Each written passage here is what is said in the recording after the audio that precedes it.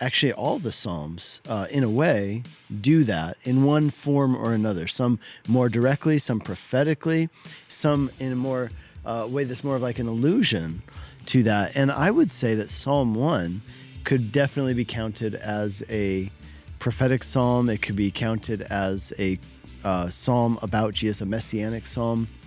You know, Luke 24, it says that Jesus took his disciples, he opened their eyes to understand the scriptures, he opened their minds to understand the scriptures, and then he showed them all the things concerning himself in Moses, that means the first 5 books of the Bible, in the law of Moses, and in the Psalms, and in the prophets.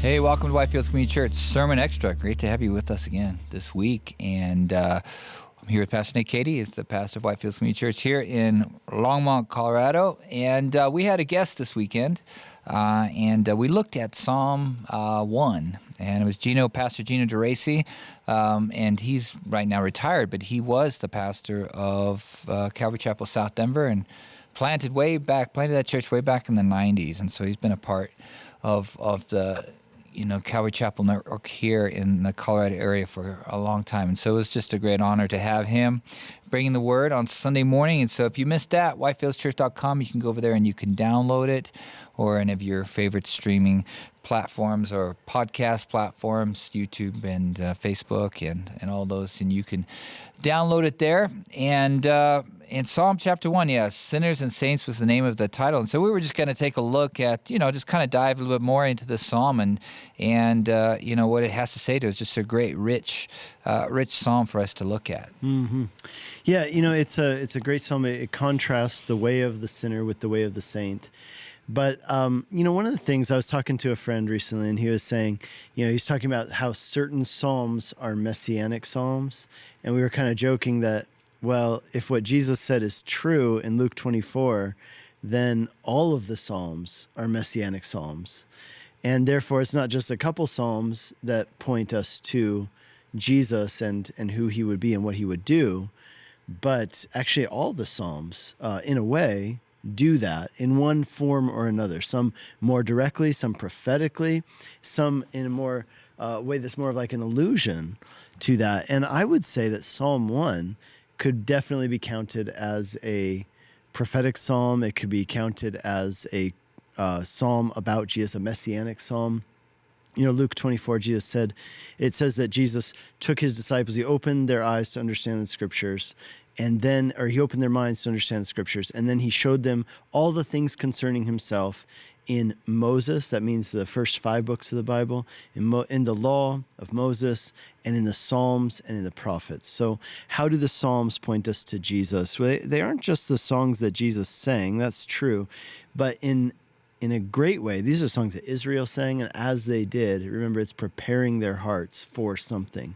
It's teaching them something about life. And what it's teaching them about is not just the way to be, but it's conditioning their hearts so that when the Messiah comes, they would be prepared for him in many ways. So think about this psalm. It talks about the blessed man. Now that word blessed could actually be translated probably better as happy. So, how happy is the man who walks not in the counsel of the wicked, nor stands in the way of sinners, nor sits in the seat of scoffers, but his delight is in the law of the Lord. And on his law he meditates day and night. Wonderful psalm, one of my favorites. But here's the thing. It sets forth a principle which none of us have lived up to. The fact is that while I know that this is true, that the person who delights in the law of the Lord day and night is going to be happy and blessed. The person who does not stand in the way of sinners or sit in the seat of scoffers will be blessed. The fact is that all of us have sinned and fallen short of the glory of God. There have been times when I have not delighted in the Lord with my whole heart. I haven't meditated on his word day and night.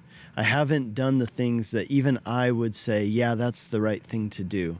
There are times when I have stood in the way of sinners. There are times when I have been unrighteous in my actions and attitudes, and therefore in my ontology, right, my being, who I am, I have become unrighteous. That's what we're taught throughout the Bible, from Genesis all the way through the prophets, through the Psalms here. So what it's saying is, okay, there's this right way, and yet the fact is that none of us have lived up to that right way. In fact, if we are going to see ourselves in this psalm, the wrong way to look at it would be to say, here we are the righteous, and the unrighteous people are those people out there who are not part of our group, or they're not like us. The right way to see it, Jesus would say, let's say like in Matthew chapter 5, would be that we know the right things we ought to do, and yet we have failed to do them.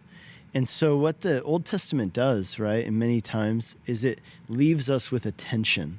The tension is essentially, oh no, I know that this is correct, but I know also that I haven't lived up to it.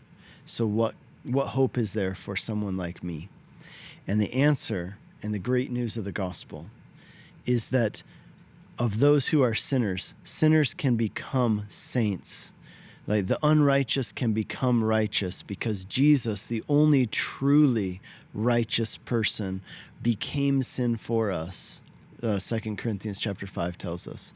He became sin for us so that in him we might become the righteousness of God. It's not our own righteousness. It's not because we've done the right things and not done the wrong things. It's in spite of that Jesus comes in and gives us his righteousness as a gift. That's the great news of the gospel that this psalm prepares us for. Yeah, I know, and it's just so good to see that even here in the Psalms, the picture of the gospel is so evident to that. And we fall short all the time, and but in Jesus, we can find our strength to live out these things, and it's because of him. And that's what we're going to look at this as we head into the Advent season as well. Just kind of to give a preview, the incarnation. Emmanuel, God is with us. And so we just wanted to just take the end of this podcast to just look at the upcoming sermon series in Advent as we head into Christmas Eve. Yeah, so our series is called Light in the Darkness, and that's also the title of our Christmas Eve message. So looking forward to having people join us for that. We have 3 services, 3 p.m., 4:30, and 6 p.m. on December 24th. We'd love to have people come and join us for that and invite someone to come with you. But that's the idea, right, that Jesus came as the light of the world into the darkness of this broken world in order to give us the light of life, it says in John 3, verses 4 through 5, that he is the light that gives life to every person. And in him, right, he is the light of the world, and he gives that light within us. And so it's time for us, therefore, to awake, to arise, because the light has come. And the glory of the Lord has shone upon us. I thought about something really interesting the other day. I think that in our day and age, we are so used to light, what is that? Pollution. That's the word I'm looking for. Light pollution. Like, have you ever driven into a big city? Like, especially if you have to cross the mountains. Like, have you ever driven into Denver at night on I-70 and you cross the mountains and it's really dark in the mountains, but then you begin to see the glow of the city on the horizon? Well, think about it like this. The shepherds who were in that field that night, they had never seen light pollution in their life. They had never seen anything. The most they had seen is that when you would look on a little town, you might see candles in the windows, but there were no street lights. There was no cars, nothing. So all they had was complete darkness. The brightest thing in the sky would have been the stars. And so when the angels shone around them, I mean, think about this is like complete brightness in the midst of absolute darkness. And it must have been absolutely stunning and mind-blowing. And it says in the book of Revelation that when all of God's work of salvation is complete, that we will be with him in new heavens and new earth. And it says that there will be no more sun to light the sky because God will be our light. Wow. And I think that is really, really, really cool.